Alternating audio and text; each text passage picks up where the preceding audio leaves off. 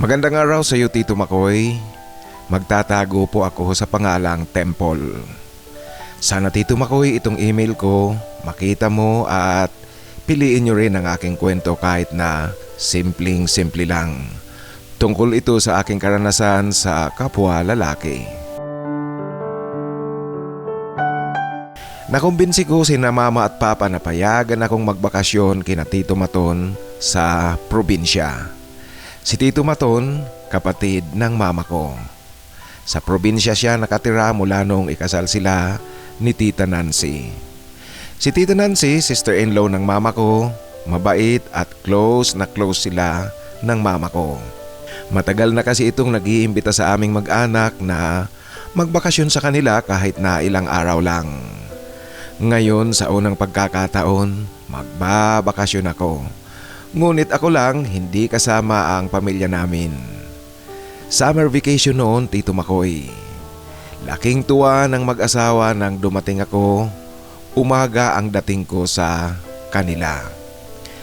Noong hapon, naghanda si Tita Nancy ng merienda. Pa-welcome niya sa akin. May mga kapatid siya at pamangking dumating. Nagsalo-salo kami hanggang gabi. Simpleng salo-salo lang, Tito Makoy, ang aming ginawa at simple nga lang na merienda ang ginawa rin ni Tita Nancy. Subalit, Tito Makoy, sa pagiging payak na paghahanda ni Tita Nancy, alam niyo po, naramdaman ko na yung ganito kapayak na paghahanda, mararamdaman mo talagang totoong salo-salo ang inyong ginagawa. Palibhasa, batang-bata pa ang mga anak nila ni Tito Maton. Iniisip siguro ni Tita Nancy na baka mabagot lang ako sa aking pagbabakasyon sa kanila. Kailangang meron akong kadyaming dito.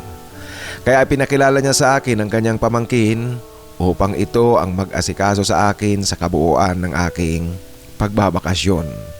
Alam mo, Tito Makoy, obligasyon talaga ang ibinigay ni Tita Nancy. Tumatawa nga ako. Siniguro niya talaga, Tito Makoy, na may magiging kaibigan ako upang maging masaya ang aking bakasyon dito sa kanila. Si Tito Maton kasi, Tito Makoy, may trabaho. Saka, syempre, hindi naman pwedeng sa buong pagbabakasyon ko ako lang ang kanyang atupagin. Kinakailangan niyang maghanap buhay. Ang pamangkin ni Tita Nancy ay si Albino. Binong ang tawag sa kanya. Magkaedad lang kami, Tito Makoy. Hinandaan talaga ni Tita Nancy ng isang lamesa kaming dalawa ni Binong. Naglagay ito ng Red Horse at pulutan noong gabi ng salo-salong pa-welcome raw sa akin. Mabait si Binong, hindi siya hambog at hindi rin killjoy. Komedyante nga, Tito Makoy, kaya malali kaming nagkapalagayang loob. Noong gabing iyon, magkaibigan kaagad kaming dalawa. Sa aking pagbabakasyon, araw-araw magkasama kami. Paminsan-minsan kung saan-saan nagsususuot sa kanayunan, umaakyat sa bundok at lumalangoy sa ilog. Ang saya, Tito Makoy, pag nasa itaas ka pala ng bundok, makulay na kapaligiran ang iyong makikita. Ang lugar nga pala ni Tita Nancy at Tito Maton, maliit na lungsod ito sa probinsya. Nasa labas sila ng city center, ngunit malapit pa rin. Pwede ngang lakarin, mahigit lang sigurong 1 kilometro ang layo.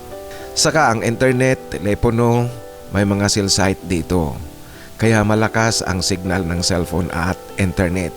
Ngunit palibhasa nayon na rin ito, malawak na mga pataniman ng gulayan, prutasan at nyugan ang makikita mo. Nayon na nayon, ngunit malapit lang sa sentro. Lahat ng mga service utilities, Tito Makoy, nandito na rin. Madalas nga nagliliwalaw kami ni Binong sa sentro. Sa gabi, nilalakad lang namin papunta at pauwi. Sa unang bahagi ng aking bakasyon, niyaya ako ni Binong na uminom sa isang ordinaryong inuman. Yung inumang pag-estudyante, Tito Makoy, palibhasa mga estudyante pa lang naman kaming dalawa. Wala kaming gaanong pera, napapasarap sa kwentuhan. Gusto pa ni Binong na uminom. Kaya lang, Tito Makoy, alam nyo na po, limited lang ang budget naming pang-inom ni Binong. Inaya ko na siyang maglakad na kami pauwi. Ngunit ayaw pa ni Binong. Gusto niya pa raw tumagay. Wala na nga tayong budget kaya tara na. Ito ang pagyayaya ko sa kanya, Tito Makoy. Lumabas na kami ng inuman. Ang buong akala ko, uuwi na kaming dalawa. Tumambay muna tayo sa plaza, maaga pa naman. Yan ang wika niya sa akin. Sa bagay nga, Tito Makoy, mag-aalas 11 pa lang ng gabi.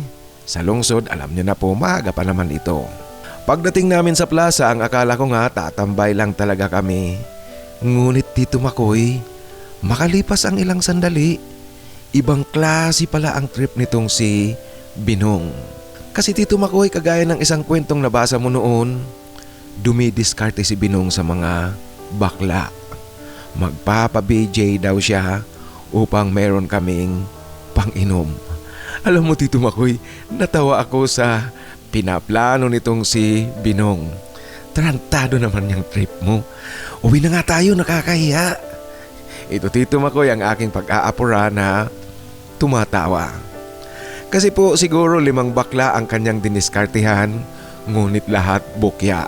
Alam naman natin Tito Makoy na sa probinsya, hindi gaanong malaki ang dumadaloy na pera. Hindi mabilis ang pagdaloy ng pera dito. Ngunit Tito Makoy, nagulat ako ng salita at tawa ng tawa kay Binong. Wala na pala ito sa tabi ko. Para tuloy akong baliw Tito Makoy na nagsasalita at tumatawa na mag-isa.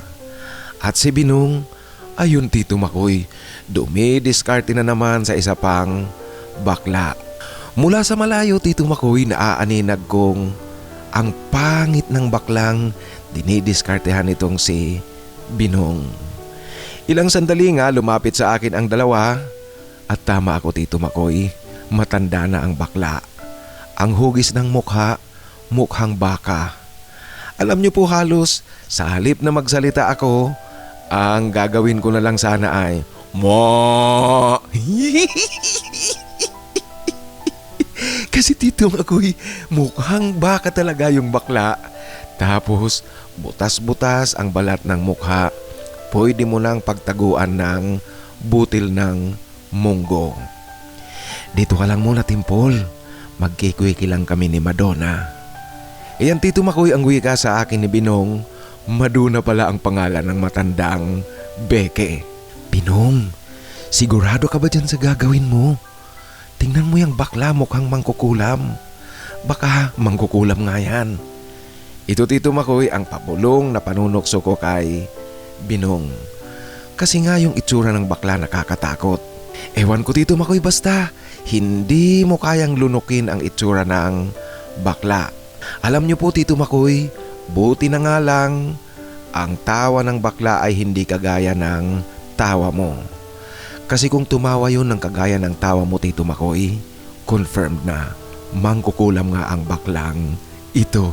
Makalipas siguro Tito Makoy ang 15 o 20 minutos, bumalik itong si Binong. Ayun, tapos nang magmilagro sila ni Madonna, nakangiti ito, nakadiskarte. Bumalik kami sa inuman, ngunit tinutokso ko talaga itong si Binong. Hindi ko kasi ma-imagine Tito Makoy ang Madonnang iyon na mukhang mangkukulam at doon nagpa-BJ itong si Binong. Ngunit ayon kay Binong Tito Makoy, ganoon daw ang kanyang diskarte. Minsan meron ding mga tagong nadidiskartehan siya at nabibigyan siya ng datong. Alam niyo po kasi Tito Makoy, itong si Binong, gwapo naman talaga. Kulay moreno ang kanyang balat, palibhasa madalas ring nabibilad sa araw. Ngunit may itsura itong si Binong. Sa pagpapatuloy ng aming pagkakaibigan, ang nakakatuwa Tito Makoy kasi hindi ko akalaing dito pa sa probinsya makakarakit din ako sa isang simpleng lugar lang. Palibhasa Tito Makoy, nasa labas na ng sentro ang kanilang barangay. May mga sakahan, pataniman, palayan at bundok, mayroon ding mga nyugan. Kung nagkakataon na may umuupa na mag-aawan ng palayan, maglilinis sa ilalim ng sagingan, gulayan, sa bundok man o sa bukid, isinasama ako ni Binong. Kumikita kami Tito Makoy ng 300 sa isang araw. Hindi na masama. Noong una, nagdalawang isip ako kasi wala akong kaalam-alam sa mga gawain sa sakahan Tito Makoy. Ngunit tinuruan ako ni Binong. Madali lang pala, kaya natutunan ko kaagad. Dahil dyan, napadalas ang pag-upa sa aming dalawa ni Binong. Kadalasan Tito Makoy sa palayan. Yung kinikita namin ng iba dyan, siyang pang-inom namin at yung iba itinatabi namin. Nag-i-enjoy talaga ako sa aking bakasyon. Isang gabi Tito Makoy, ang kapitbahay ni Binong, nagkasakit ang kanyang asawang babae at anak. Na-confine sa ospital ang mag-ina. Yung lalaki naman nung panahon na yun, nagkukupras siya ng nyog. Walang mapag-iwanan upang asikasuhin ang nilulutong kinukuprang nyog. Kailangan niyang asikasuhin kasi sa ospital ang kanyang mag-ina. Inupahan kami ni Binong na matulog doon sa kuprahan upang gatungan ang nilulutong nyog. Ako Tito Makoy excited kasi panibagong karanasan ito, panibagong kaalaman na naman. Noon ko Tito Makoy natuklasan na nakakatakot din pala ang mga tunog ng mga insektong humuhuni sa gitna ng karimlan. Yung huni kasing tila nagdadala ng kaba sa dibdib at merong tunog na malulungkot ka talaga Tito Makoy. Kaya nung gabing iyon na nasa kuprahan kami, iba't ibang pakiramdam ang dumapo sa akin. Kaming dalawa ni Binong wala namang gagawin kundi ang maggatong lang at magbantay sa kuprahan. Ang ginawa namin noong gabing iyon, nagdala kami ng alak, pampalipas ng oras kasi walang kuryente sa gitna ng nyugan. Tanging transistor radio ang daladala namin, nakikinig sa mga musikang pinapatugtog sa radyo. Nag-inuman kami ngunit hindi naman kami naglasing kasi nga may trabaho talaga kami noong gabing iyon.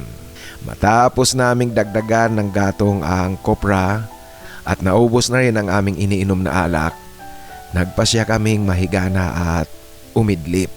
May isang maliit na silid sa kuprahan, may sahig itong kawayan. Dito kami humiga matapos na malatagan namin ng banig. Siguro Tito Makoy dahil sa hindi nalingid sa akin ang pagpatol ni Binong sa mga bading at lalaking tago, at nung gabing iyon, inabot siya ng kalukuhan. Pakahiga namin Tito Makoy, nagbibiro itong yumakap sa akin at pahaplos-haplos sa katawan ko. Tumatawa pa siya Tito Makoy. Walang hiya ka naman, lalandiin mo pa ako. Ito Tito Makoy ang wika ko na tumatawa rin. Subalit nagpatuloy lang siya sa kanyang ginagawa. Kaya lang nung ikulong niya na ako sa kanyang mga bisig at nagawi na sa pribadong bahagi ng katawan ko ang kanyang kamay, ewan ko po ba Tito Makoy, bakit biglang nagbago ang aking pakiramdam? Hindi na ako umiimik at hindi ko na rin siya sinasaway. Iyon na Tito Makoy, nauwi na kami sa pagpapasaya ng aming mga sarili at pagbibigay laya sa aming pangangailangan ng katawan at pagpapawi ng aming nararamdaman noong oras na iyon. Kitang-kita ko Tito Makoy na marunong itong si Binong sa ganitong gawain.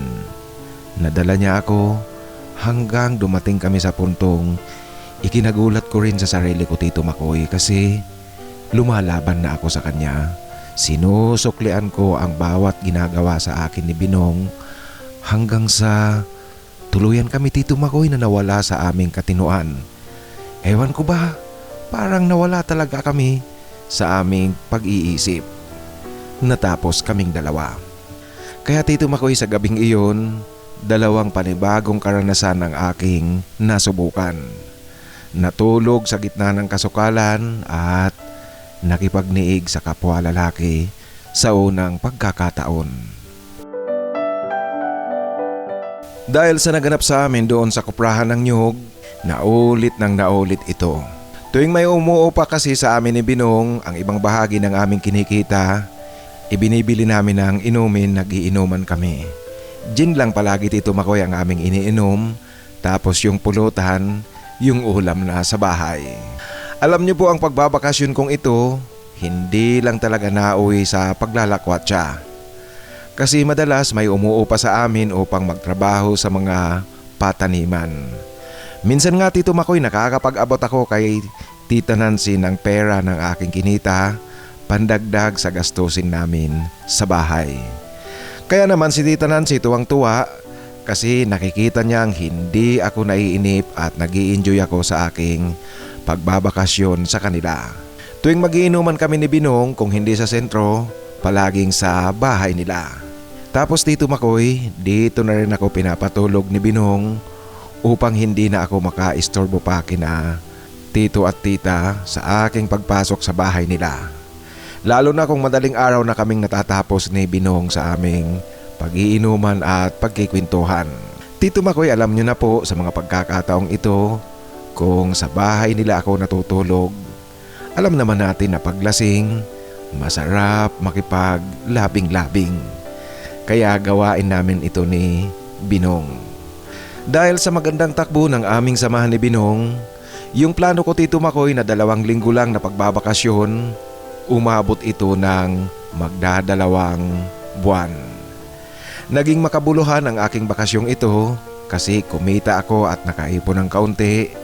Natutunan ko pa ang mga gawaing bukid. Ngunit Tito Makoy, ang malungkot lang na yugto sa aming samahan noong dumating na ang araw na kinakailangan ko nang bumalik ng Manila kasi magbubukas na ang pasukan sa eskwela. Isang gabi bago ang aking pag-alis, nagjamming kami ni Binong doon sa bahay nila. Padispidida niya raw sa akin.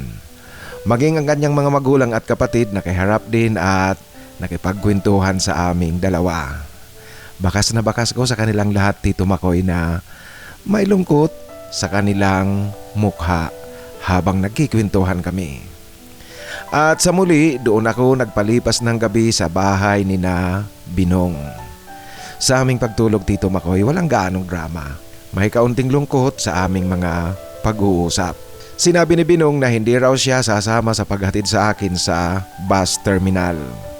Kasi ayaw niya raw yung ganoon na yung iiwan siya ng bus na nasasakyan ng isang taong malapit sa kanya. Naintindihan ko siya Tito Makoy kaya walang problema ito sa akin. Subalit noong gabi talaga ng aking pag-alis, hindi rin ito nakatiis. Sumama kay Uncle sa paghahatid sa akin sa bus terminal. Isang mahigpit na yakap ang ibinigay namin sa bawat isa bago ako umakyat ng bus. Kasabay ng mga pangakong magkikita muli at babalik ako sa probinsya, siya naman dadalaw sa amin sa Manila. Nakatingin si Binong sa bus na aking nasasakyan habang papaalis na ito at kumakaway-kaway siya sa akin. Ako naman Tito Makoy kumakaway din. Ngunit Tito Makoy, paglabas ng bus sa terminal, alam niyo po, saka dumapo sa akin ang kalungkutan. Kasi nakikita ko pa ang mukha ni Binong na bagamat kumakaway siya sa aking nakangiti, ngunit yung ngiti Tito Makoy na kalungkutan ang tinataglay. At sa aking pagbabakasyong iyon, ang malungkot lang Tito Makoy kasi hindi na ako muli pang nakabalik sa probinsya ni na Binong. Hindi na naulit ang aming pagkikita hanggang sa dumaan ang mga panahon. Nakapagtapos ako ng pag-aaral at si Binong nakapagtapos din. Ang tanging naging tulay namin sa aming patuloy na ugnayan ay ang Facebook. Nagbabalitaan, nagkukulitan at nagtatawanan. Sa ngayon Tito Makoy, pareho na kami ni Binong may kanya-kanyang pamilya. Kapwa kami ngayon abala na sa paghahanap buhay para sa pamilya namin. Masaya ako sa buhay ko ngayon. Masaya rin akong malaman na si Binong masaya rin sa kanyang buhay may pamilya. Kapwa na lumalaki ang mga anak namin. 2 ang anak ko, ito namang si Binong, 3 ang anak nila ng kanyang asawa. Sa karanasan kong ito Tito Makoy, alam niyo po sang-ayon ako sa mga sinasabi mo noon na walang masama ang pagkakaroon ng kakaibang karanasan. Karanasan sa kapwa lalaki. Dagdag ito sa kwento at sa kabanata ng buhay natin. Kagaya ko Tito Makoy, may karanasan akong romantiko sa kapwa lalaki. Sinasabi kong romantiko kasi ramdam ko at batid na batid ko nung mga oras na ginagawa namin ni Binong ang aming romantikong oras. Hindi lang pampalipas ng init ng katawan ang aking nararamdaman, kung hindi merong romantikong nilalaman ang aking puso. Si Binong Tito Makoy, ramdam ko rin ganoon siya sa akin. Ngunit ganoon pa man, hindi nawala sa akin ang aking totoong pagkatao. Lalaki pa rin ako, walang nabawas sa akin at lalaki pa rin ako magpahanggang ngayon. Hindi ko pinagsisisihan Tito Makoy ang aking karanasan na ipinaranas sa akin ni Binong. Yung mga naganap sa amin ni Binong noon, tinatago ko ito bilang bahagi ng aking buhay. Isa ito Tito Makoy sa bumubuo ng aking pagkatao. Kasi hanggang ngayon kung tinitingnan ko ang sarili ko, sa kabila ng aking pagkakaroon ng karanasan sa kapwa lalaki, hindi naman nawala sa akin ang aking totoong pagkatao, ang aking totoong kasarian. Hanggang dito na lang po Tito Makoy ang aking kwento. Sana po piliin nyo kahit na simpleng-simple lang at maibahagi dito sa iyong channel. Maraming salamat po. Ang isa sa masugid mong taga-subaybay dito sa Manila, Temple.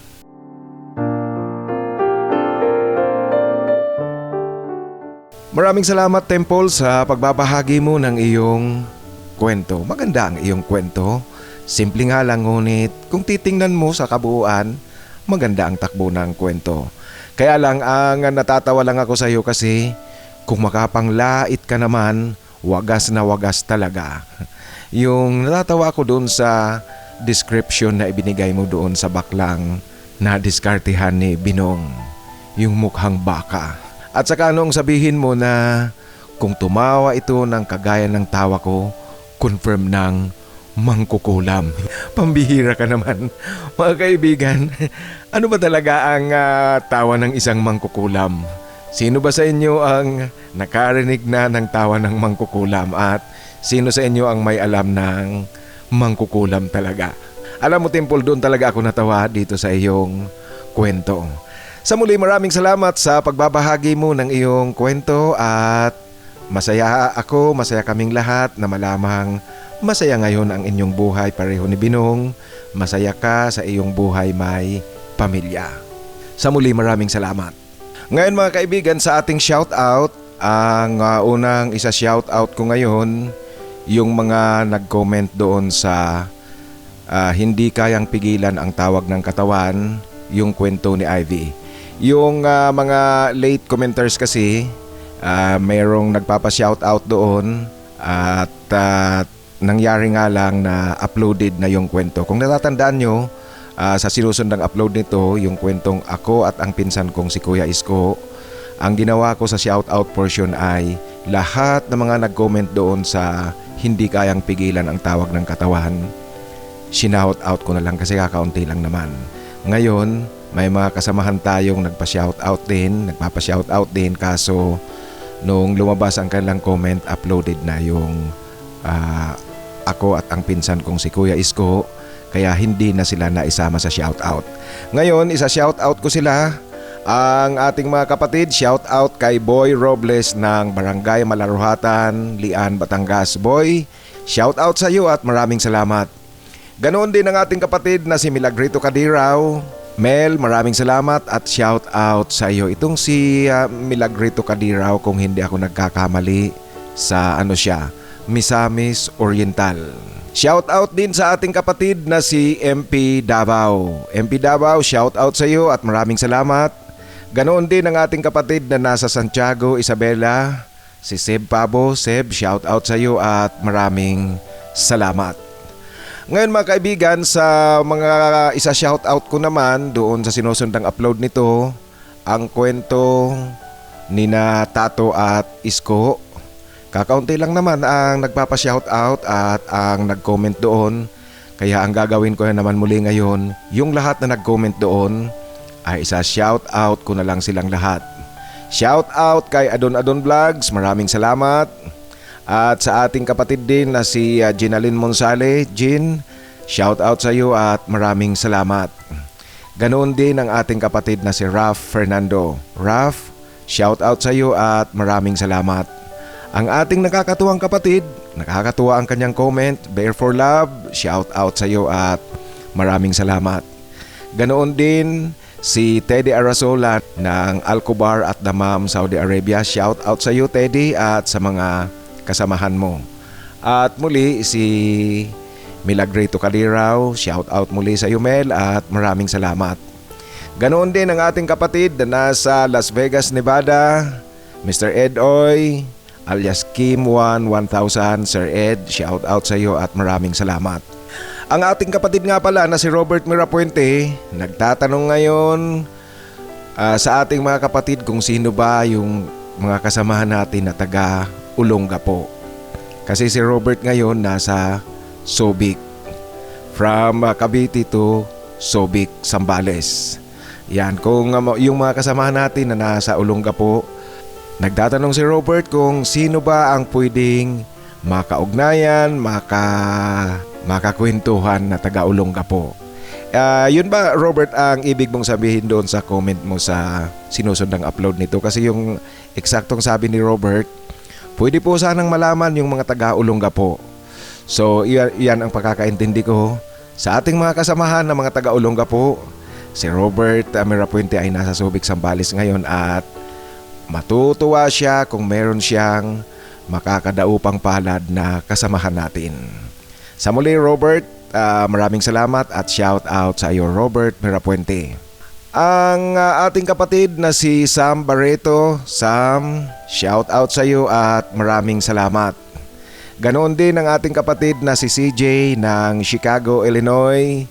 CJ, enjoy sa pagbabakasyon at ingat palagi. Ang ating kapatid naman na si Felipe Gorospe ng Italy, shout out sa UEP at maraming salamat. At ito, nakakatuwa rin itong mag-comment ng kasamahan natin si Ryan Solihon. Ang panawagan ngayon ni Ryan Solihon, jowain nyo na ako. Nakakatuwa talaga itong si Ryan Solihon. Anyway Ryan, darating at darating sa iyo ang para sa iyo. Isa kang mabuting tao, disente at may itsura, kaya hindi malayo na makahanap ka ng forever. Shout out sa iyo. Tuloy, ito nga palang kapatid natin na si Tim Gonzales, natawa rin sa comment ni Ryan Solihon. At sa ating kapatid rin na si Timothy Gonzales ng California, USA. Tim, shout out sa iyo at maraming salamat. At syempre, nabanggit ko na ba si Adon Vlogs? Baka malampasan ko na naman itong si Adon Vlogs. Pagalitan ako. Shout out sa iyo muli Adon Vlogs at maraming salamat. Mga kaibigan, yan po ang ating mga kasamahan na shinout out ko. Nag-comment doon sa kwentong ako at ang pinsan kong si Kuya Isko. Ngayon sa ating mga hinahanapan ng forever, ang babanggitin ko ngayon ay ang Team B. Para doon sa mga ngayon palang nakapakinig sa ating kwentuhan, ang mga pangalang babanggitin ko po, naghahanap yan ng forever. Pag sinabing forever, ang ibig sabihin yan, seryosohang relasyon. Kaya kung naghahanap kayo ng forever, pwede nyo silang kontakin. Naghahanap ng forever ang ating kapatid na si Alfred TV 888, John M7V, John Inglaterra, at ang Uragon na si Alvin Santiago. Rodney Kerubin, naghahanap rin ng forever, JP Chulipa, Filmer Borromeo, Felipe Gorospe, si Josel Tabuena at si Robert Mirapuente. Kung naghahanap po kayo ng forever, pwede nyo silang kontakin. Isulat lang sa comment section nitong ating kwentuhan at sabihin kung sino ang gusto nyong makaugnayan. At sa mga nais na magpa-shoutout, sa muli po, pakisulat sa pinakahuling upload upang mabasa ko kaagad yan at ma-shoutout ko kaagad kayo. At sa mga nais namang magbahagi ng kanilang kwento, ipadala lang sa aking email, titomarcos@yahoo.com. Sa inyo pong lahat, maraming salamat sa tuloy-tuloy na pakikinig at patuloy nyo akong sinusuportahan dito sa ating kwentuhan. Mabuhay po kayo, ingat palagi at sumainyo sana ang biyaya galing sa itaas.